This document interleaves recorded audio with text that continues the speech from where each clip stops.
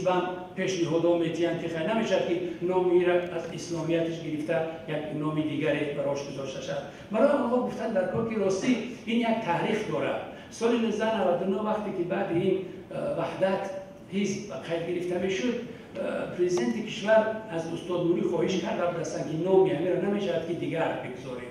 و استاد نوری هم یک مقدار وضعیت را به جناب عالی بگیم شرح دادن که ما نو تازه صرف کردگی هستیم و این مردمی که آمدگی هستن نام اسلام براشون خیلی ارزش دارد. در این مرحله نام را گرفتن کمی مشکلات داره، شاید بعضی هم را بهانه کنن صرف ما را بیان کنن. از همین خاطر من بعدا میگم یک 4 ساله ما با همین نام فعالیت کنیم، 4 سال پس ما نامی را عوض میکنیم. با موافقه رئیس جمهور ما حزب به همین زیر همین نام منحوس کردیم. سال 2003 وقتی انجمن نوبتی ما میرسید، پرزیدنت محترم وظیفه‌دار شد، رفت پیش رئیس جمهور، با رئیس جمهور پیشنهاد کرد که اکنون اون زمانی تبدیل دادن نام حزب ما رسیده است و با مشورت شما ما در این انجمن نوبتی نام حزب دیگر میکنیم. رئیس جمهور گفت که چی میگه استاد نوری؟ هرگز نام حزب دیگر نمیکنی. همه عزت و آبروی ما در سازمان‌های جهانی در سطح جهانی از نامی، یعنی از حسابی داشتن یک حزب دینی در کشور ما نامی را تماما تغییر نمی‌دید.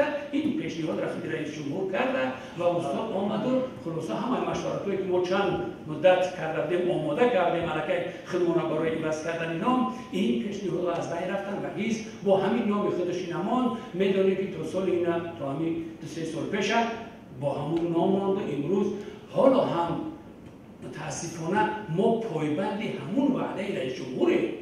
همون کس آخران کسی که با راهبر ما گفته است، همین را گفته است بعد او تالی راهبر جدیدی ما را حضورش نپذیرفته است. یک بار گفت که ما با استاد نوری چنین بشارت داشتیم و امروز روزی رسیده است که نامی را دیگر کنیم.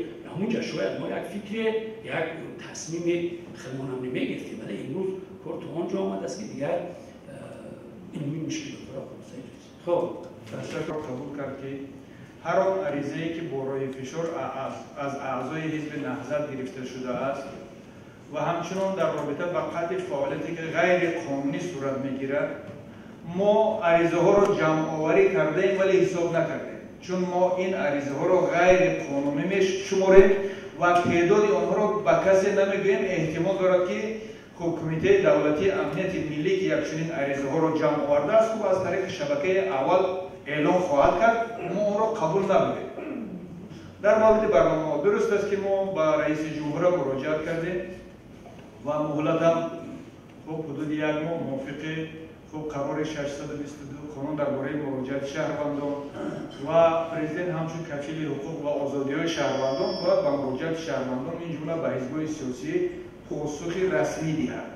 خب در صورت پاسخ رسمی ندادن همانند رئیس کمیته دولتی امنیت ملی که با ما هیچ پاسخ ارائه نداشتند، ما این را همچون به احترامی به قانون، به احترامی به قانون‌ها، به احترامی به سوگند یاد کرده رئیس جمهور میپنداریم و در صورتی که اگر مقامات در راستای منع کردن حزب اقدامی کرد، ما را در سودهای خوب داخلی و انشاءالله در آینده در سودهای بین‌المللی به بحث خواهیم کشید.